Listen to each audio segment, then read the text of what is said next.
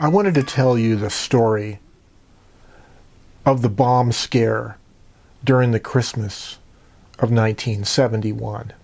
The story involves this object, the bomb sent from an unknown European address to our home in Albuquerque, New Mexico.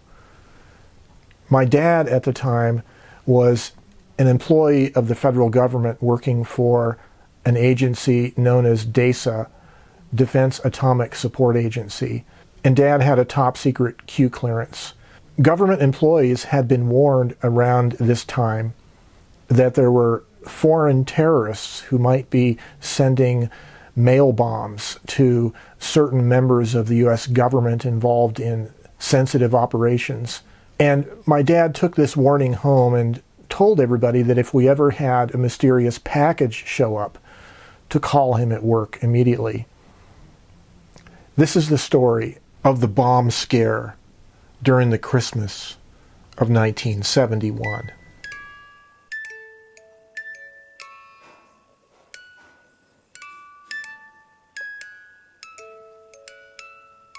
The story starts a few years earlier. In fact, it starts on the morning of July 16th, 1945, at approximately 5:30 in the morning. In a two-story wooden house near downtown Albuquerque, my dad was sleeping on the second floor, and he was knocked out of bed by the seismic shock from the Trinity test, 100 and something miles south of Albuquerque. Little did he know at the time that the rest of his life would take a course affected directly by that event.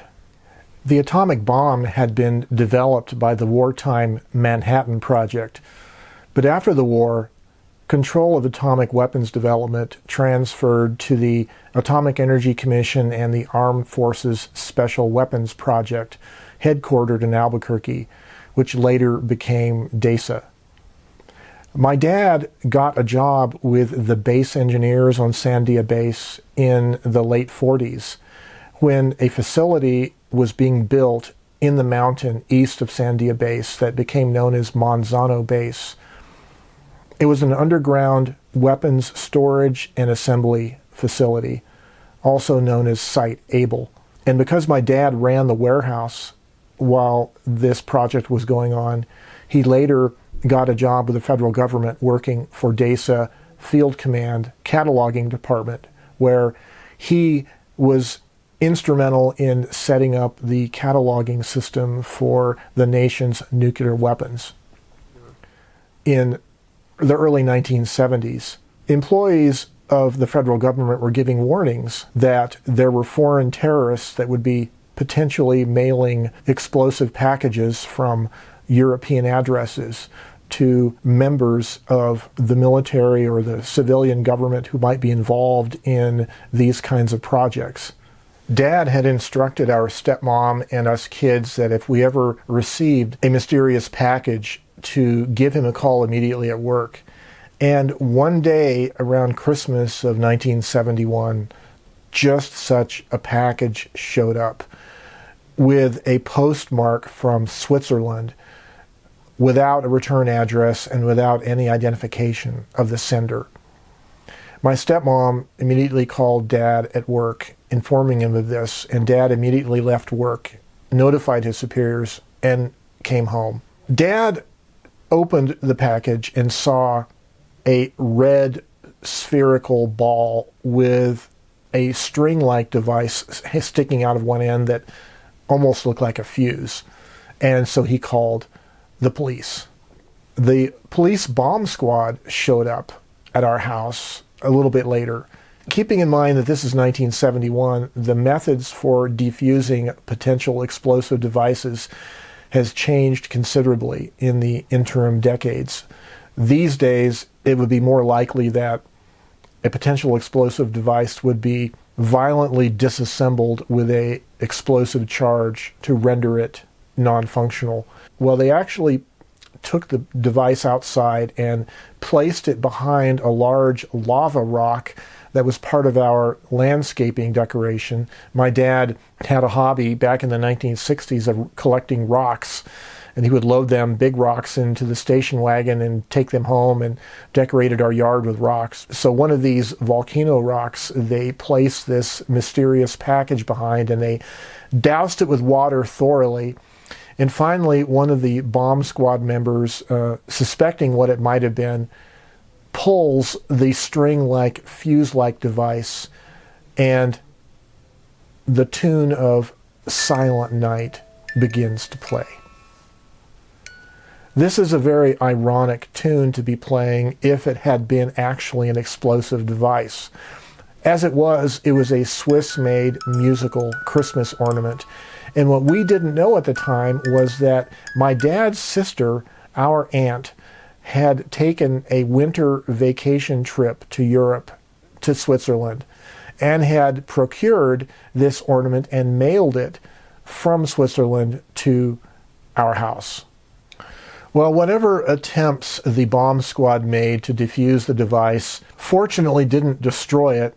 It is rather fragile, but the music box never played quite well after that. The object remained for decades in the family as a fixture of interest that was focused around retelling of the story of the Christmas 1971 bombing that never actually happened. And whenever we would tell the story, my dad would sheepishly have to explain that they were given warnings at work of potential threats, and if they had anything show up at their house, to immediately call the bomb squad, etc. Just a year or two later, we made a Thanksgiving Day trip up to Colorado to visit our aunt who had sent the ornament, and it was a lot of fun seeing Dad recount the story to his sister of the Christmas ornament that drew the bomb squad to our property. About 5 years after this music box Christmas ornament incident with the bomb squad, my dad finally retired from government service. He had been offered a position higher up running the entire cataloging department of DESA, but decided with his health not as good as he used to be, he wanted to retire early and spend the rest of his years with his family, which he did. My dad passed away in 2007 at the age of 90. He was a World War II veteran who went through the North African campaign and up into Sicily and Italy. He was an aircraft mechanic, and he turned sick in the Italian campaign, came home out of the war early, convalesced and healed at the Veterans Hospital in Santa Fe, New Mexico, and that was why he was sleeping in the second floor bedroom of the Van Cleve House, downtown Albuquerque, on the morning of July 16th, 1945, when the Trinity device detonated and changed the course of his life. Just a week or two ago, I was visiting my brothers who live at the same house, and one of my brothers brought out the ornament and showed it to me. The music box doesn't play very well, but he had repainted the inside of the globe so that the bright red color was restored. And he asked me that perhaps because I tinker with typewriters, perhaps I could make a good attempt at getting the music box working better. And so I took it home, and last week I took the music box out of it and I intricately began to work on it.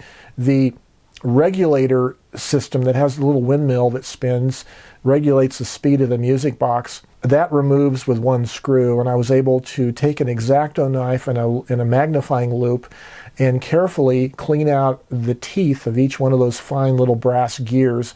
The teeth of the gears were all clogged up with grunge, and I was able to clean up the music box mechanism sufficiently so it actually plays now and will play through Silent Night several rounds before it winds down. And then, in the middle of last week, after I had finished that, the ornament was sitting on the table in the office here, and I had reached over to set something on the table. It bumped the music box globe, and it rolled off the other side of the table and crashed to the hard floor and broke one half of the fragile globe. And so today I spent a good time this morning doing repair jobs to glue back together the globe as best as I could. And it is back together, although now it does show signs of having been cracked. But thinking about what it went through back in 1971, just being shipped across the ocean to America and over to New Mexico, having survived the shipping, and then having survived the bomb squad, and then having survived decades at our house as a novelty item of discussion and conversation, the fact that it had an untimely fall at the end of this was maybe indicative of its greater history, but at least it's now back together and it is working. As I was studying this symmetrical hemisphere, this hollow shell, I was reminded of photographs I had seen from the days of the Manhattan Project of experiments that physicists were making with hemispheres and shells of fissionable material. And I remember the story of actually two physicists who were killed by one such piece of fissionable material that was shaped a lot like this when their screwdriver slipped and the device assembled itself too rapidly and became supercritical. So I'm really fortunate that this is just a music box and nothing else. I hope you enjoyed this story. Good day for now.